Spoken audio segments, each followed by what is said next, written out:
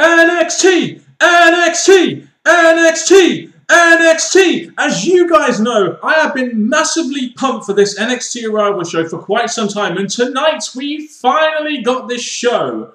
So please excuse me for sounding like a little bit of a mark in this show in particular, and maybe if this review goes on a little bit long. There was a lot of positive things about this show, and there was a couple of negative things about this show, which I will touch on later. So if you have any thoughts on this NXT Arrival show, or if you're a first-time watcher of the show, please let me know down in the comment section below. And I have a little message out there for a certain Schleg Daddy. You know, just because you watched one NXT show, it doesn't mean you can steal my damn thunder. NXT is my stomping ground, you bitch. Been here since day one. Hashtag that, motherfucker. In my opinion, you needed to start this NXT Arrival show off as strong as possible so newer viewers could get into the show, as they're probably not going to have as much of an attention span as someone, for example, like myself when it comes to NXT. So you needed to hit them with something really good in the opener of the show. And damn did this match between Antonio Cesaro and Sami Zayn do just that. This is the fourth time these guys have faced off, and I haven't got bored of these two fighting really ever since they first fought several months ago. This match, in my opinion, was a really good way to start the show and really set the tone and staple as to what NXT is all about, which is damn good characters in damn good feuds, in damn good storylines, having a damn good motherfucking wrestling match. That's right, I said it. I really did enjoy this match. I like how you had Cesaro using his strength to counter Zayn's offense and working on the leg and the ribs. And, you know, these guys had such good chemistry in the ring. I can't stress how much that was the case here. And I liked how the story played out towards the end when Sami Zayn just wouldn't stay down. He wouldn't give up. And, you know, it's like Schleg Daddy said about Garrett Bischoff back in TNA. I'm not comparing the two. I'm just saying the best way to get a babyface over is have them show heart and courage. And this is exactly what they did here. Even though Cesaro wins, Sami Zayn looks really good in defeat because he took Antonio Cesaro all the way. I must admit, I really thought Sami Zayn was going to win this one, but if WWE have a big push lined up for Cesaro down the line, they can't have him losing to Sami Zayn, who's a guy in NXT. They just cannot have that. And I liked also after the match how Cesaro gave Zayn his respect at the end of the match. And, you know, although this may have been part of the storyline, this is a good idea if they're in the middle of turning Antonio Cesaro babyface right now, as it kind of establishes that he does have respect for people. You know, did this match go a little bit ROH at times with a bit of no-selling? You know, yeah, there were times when it was like that. But this was a damn good way to start off this NXT Arrival live 2-hour special on the WWE Network. The first show of this kind that they've done on the WWE Network. And I just wonder, actually, with the whole storyline being that Sami Zayn was trying to amend his loss in the match of the supposed match of the year, the third match they did, to continue on his career path. You know, now he's lost to Cesaro. I do wonder, will these two fight again? You know, I don't think they really should fight again, but if they're going to pull out new stuff and, you know, have a match as equally as good as this, I sure as fuck wouldn't mind seeing it. What a damn good way to start off this NXT Arrival show. Zayn and Cesaro tore that motherfucking house down. I don't stay hyped, I get hyped, motherfucker! But was this enough hype to counter CJ Parker's buzzkill, which he's been very famous for, really, ever since he's done this new hippie gimmick? So we had Mojo Rawley versus CJ Parker in a match which I really felt should have just been a 10-second squash match. You should have just had Mojo Rawley go out there, do his secondary finisher, do his finisher, finish the match, start getting hyped, finish getting hyped, and get the fuck out of there. That would have been the best way to put this segment, in my opinion, but that may be because I just really don't like CJ Parker.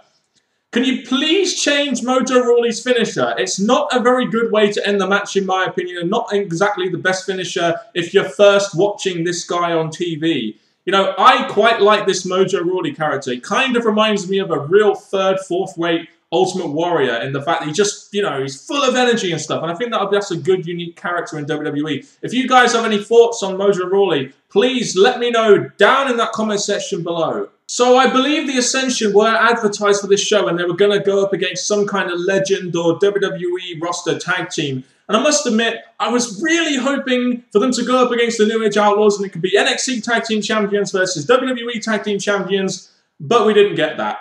But instead of the New Age Outlaws, which would have been epic in my opinion, we got Too Motherfucking Cool, a tag team which a lot of Attitude Era fans will definitely be able to relate to, probably as much, if not more, than New Age Outlaws fans. You know, I'm just saying. Was it me though? Or did Grandmaster Sexy really look like his dad now that his gut has kind of grown out a little bit? Really is starting to look like his dad now. And the crowd were chanting, "We want Lawler." And I'm just thinking, hang on a minute, there's a Lawler already in the damn match. It's kind of funny, that kind of stuff. The crowd obviously wanted Connor, as they always seem to do, but Victor was in the match the whole time, which seemed kind of weird.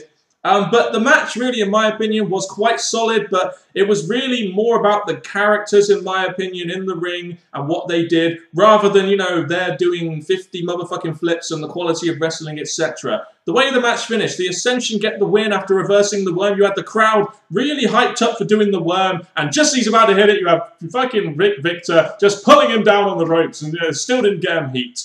They love chanting, "Ka, ka, ka, ka," don't they, this crowd? And I really think, even though the Ascension won, and this is a good win for the Ascension, as you had to somehow introduce the NXT Tag Team Champions on this show, as they've really got no viable tag teams to go up against in the NXT roster right now. Yes, I would know that, Schleg Daddy, because I watch the show on a week in, week out basis. Just saying, hashtag been here since day one, bitch. I really think the Ascension's old music suited their character a little bit more, though. This new music does a decent job in sort of suiting their character, but the old music, I just felt, gave them much more presence, and I really wish they would go back to that music. One thing that was really important to me was how this show felt, just the general feeling of the show, how it was presented, how it sounded, and the crowd was really good at this show, as I kind of expected. It wasn't quite on the levels of, you know, ECW crowd, as some people were, you know, probably predicting, but the show flowed very well. You had opener, our main event coupled with some interesting time filler between the opener and the hour main event. And the big thing here was the commentary just felt so much better than what we usually get from Raw and SmackDown. You know, you have William Regal actually saying the right fucking moves. They're describing characters and their history. They're telling the damn story in the ring. You know, this is stuff that commentators need to get better at on Raw and SmackDown. Yes, I'm looking at you, Michael fucking Cole. Oh, I'm looking at the webcam, but I'm still looking at you, Michael Cole. So I say very well done to William Regal, Byron Saxton, and Tom Phillips for, you know, commentating on this show. And it just felt so much better. And the matches felt so much better than what we generally get on WWE TV because of the way the commentary was done. Also, one thing WWE needed to do was to try and help new viewers identify with some of the characters, some of the feuds, and some of the matches going into the show. And I think they did a damn good job of that. You know, we had video packages for most of the matches on the show. Characters were introduced quite well in these video packages, and they just did a pretty good job, in my opinion, of introducing new characters and older characters as well at that, to newer viewers that would have been probably watching the show for the first time wondering, I wonder what this show is all about, this NXT show. So good job there, WWE. So in the hour main event of the show, we had Emma versus Paige for the NXT Women's Championship. In my opinion, the two best divas currently on the WWE roster right now, fighting it for the top women's prize in NXT. And I also felt that it was quite good how they had Stephanie McMahon come out there and talking about how women should feel empowered and they, you know, they can do what men can do and somewhat better, etc. I thought that was pretty good how they had Stephanie McMahon come out. And, you know, I've been watching NXT on a weekly basis and reviewing it on a weekly basis, unlike the like that I've been here since day one.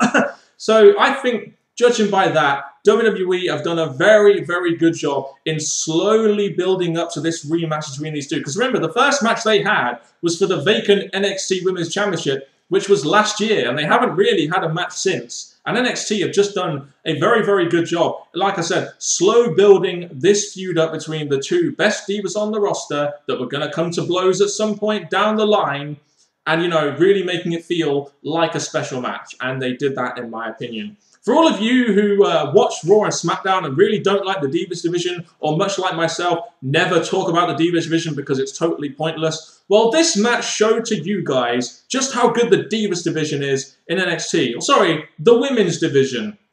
And quite possibly how good the future of the Women's division could be in WWE. And more importantly, it shows us the difference between NXT and Raw and SmackDown and the way WWE write those shows. Emma isn't just a dancing idiot like she is portrayed on Raw and SmackDown with the fucking Santino's girlfriend BS or whatever it is. She can actually go in the damn ring. And you saw that against Paige in this match. This match was physical. At times it was technical. I thought it was a very good women's match. Much, much better than anything that we can ever, expect to see from the WWE on Raw and SmackDown. Even TNA right now, who have a really, really bad women's division. And like I said, the match was pretty damn good. Emma taps to a pretty painful-looking submission, which I imagine would have most men tapping out as well. Although I think most men would love to be in the clutch of Paige, wouldn't you say? And in my opinion, Paige was definitely the right winner here. You've got Emma on the main roster now, so she's going to be on the main roster, and Paige is still going to be there in NXT, waiting for the call-up, which she will get soon, in my opinion, much like Sami Zayn, I feel, should get the call soon. So Paige was definitely the right winner, in my opinion.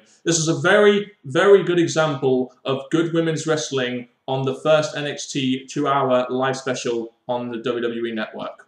I would love to go on and say how great of a show this was and how brilliant the rest of the show was, but it was here that I had some fucking streaming issues. And in my opinion, I don't give ROH a pass on this. I've never given TNA a pass on this. So there's no reason why I shouldn't give WWE and NXT a pass on this as well. This was very unacceptable. I know I haven't paid for the WWE Network and I was streaming it on a site, but to be honest with you, if I did have the option, I would definitely have bought the WWE Network just to see the NXT show, this NXT arrival, and actually watch NXT on a weekly basis there. So I would definitely pay up my money to WWE. I'm just saying, but these streaming issues, in my opinion, are kind of ridiculous. It will really hit WWE hard if this happens at WrestleMania 30. Imagine the fan craziness that would happen to WWE on their Twitter, etc. if WrestleMania 30 gets cut off because, the stream stops working. That would be a real big PR disaster for WWE. So I hope to God they get this sorted out, because these streaming issues I had really affected the last half an hour and the viewing of my last half an hour of the show. One thing I missed was Xavier Woods versus Tyler Breeze, and apparently Alexander Rusev came out and pretty much kick both their asses. I don't know why this has to come at the expense of Tyler Breeze, who in my opinion it should be a very prominent character at the mid-card level on NXT. But Alexander Rusev by what you've seen on SmackDown and his video packages and, promos and everything like that WWE think very highly of this guy. So it was really no surprise that he was booked so strongly and was booked to be such a damn monster on the first, on this NXT Arrival show, in my opinion. If WWE want to push this guy big, then they have to feature him in big ways. They're not featuring on Raw and SmackDown in massive ways just yet. That's going to happen after WrestleMania. So it's important that they actually did it on this show. And obliterating two wrestlers, well, what better way to make yourself look like a monster? Have any thoughts on Alexander Rusev? Comment section below. Let me know. So our main event of this NXT Arrival show was Bo Dallas versus Adrian Neville in the first NXT ladder match for the NXT Championship. And I heard that Shawn Michaels was there doing ring announcing, etc., showing his face and plugging his DVD, etc., as you do. But unfortunately, like I said, I missed the first 5 or so minutes of this match due to streaming issues, which made it kind of hard for me to fully review this match. But I will go off what I've seen, in this part of the review. From what I saw, this match seemed okay. It wasn't as good as Cesaro versus Zayn, in my opinion. And it was I didn't find it as exciting as Emma versus Paige. May have been just because of the streaming issues and I wasn't watching it from the beginning. But, I kind of have to remember that this is probably the first time these guys have gone out there and done a ladder match together. And chemistry may not be, right. And this is the first time they've done it on live TV. So I'll give them a pass on that. There were some nice spots in there, especially the red arrow with Bo Dallas on the ladder. I thought that was quite a heartwarming way, in my opinion, to sort of get to the finish of this match where Adrian Neville climbs up the ladder and wins the NXT Championship. And a title change, I feel, had to happen on this show. You needed a big moment like a title change to end this NXT Arrival show. And that is exactly what we got with this. Was it slightly underwhelming? In my opinion, just a little bit. That may have been because I missed the first 5 or so minutes of the match. I don't know. Now, I want to give my quick opinion on Adrian Neville. I think Adrian Neville is a very good performer. I really do. Do I think he's the kind of guy that could be the face of NXT? Or do I think he's the kind of guy that should be the measuring stick for NXT?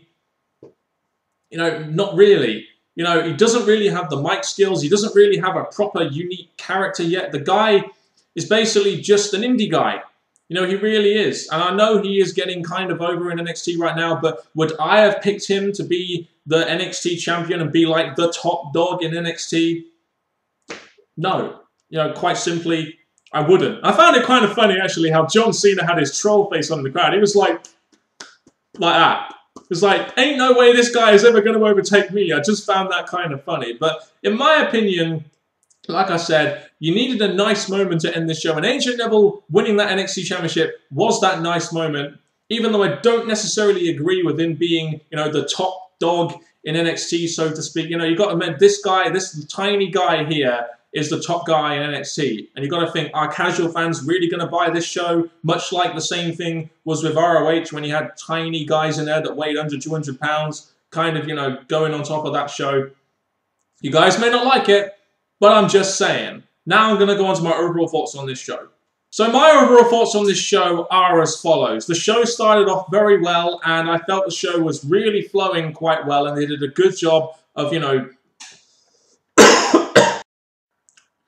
So my overall thoughts on the show are as follows. Despite some streaming issues which really affected my viewing of the last 30 minutes and kind of affected my viewing of a show which was going very well and was flowing very well, I still thought this, rather than being a very, very good mark-out epic show, I thought this was still a good to very good show overall for the 2 hours we got. I felt the advertised matches delivered, and the show overall felt very good. You know, Zayn versus Cesaro delivered. I think Paige versus Emma definitely delivered. I think Bo Dallas versus Adrian Neville, while the match didn't fully deliver, we still got that epic moment at the end where Adrian Neville, you know, won the belt and did that final massive spot with the red arrow on the ladder. This is essentially what the Adrian Neville character is all about. It's all about the finishing sequence and, you know, it being memorable and the fans going home happy because of that. Like I said, the show overall, it flowed very well. I like the fact we saw Too Cool versus Ascension. I thought that was pretty cool. And, you know, the video packages I felt were done well. The commentary, you know, felt good. There was some decent backstage segments in there. The show just flowed very good. You know, like I said, the last 30 minutes of the show, in my opinion, was kind of affected by the streaming issues, which WWE have got to sort out in time for WrestleMania 30. But it still felt like a good show. And at the end of the day, WWE did a good job, in my opinion, of introducing a new show to newer fans who are part of the WWE Network, and I think that at the end of the day, this was what this NXT Arrival show was all about. It was all about showcasing NXT to these newer viewers and extending the profile of NXT. It is going to be going in direct competition with TNA Impact Wrestling, brother. So are we going to see the Thursday Night Wars? Who really knows? And I guess this isn't a bad thing going forward, but I just wonder, how the hell are NXT going to actually follow up on this? How the hell are they going to keep on putting out shows like this, you know, for viewers, etc.? It'll be interesting to see going forward, and I'll be there for every damn step of the way. Hashtag been there since day one. Expect more reviews from me every week on NXT. Hopefully I'll get them out as soon as the show is aired on the WWE Network this time, and I can get them out quicker than what I generally did before when I got them out on Saturday. So if you have any comments on this show, please let me know down in the comment section below. A damn good wrestling show, the best hour, or in this case, 2-hour wrestling show on TV, in my opinion, which a lot of you guys out there need to pay attention to and fucking watch. That's been it for me, Mr. Parkin. Thank you very much for watching this review. If you have, goodbye.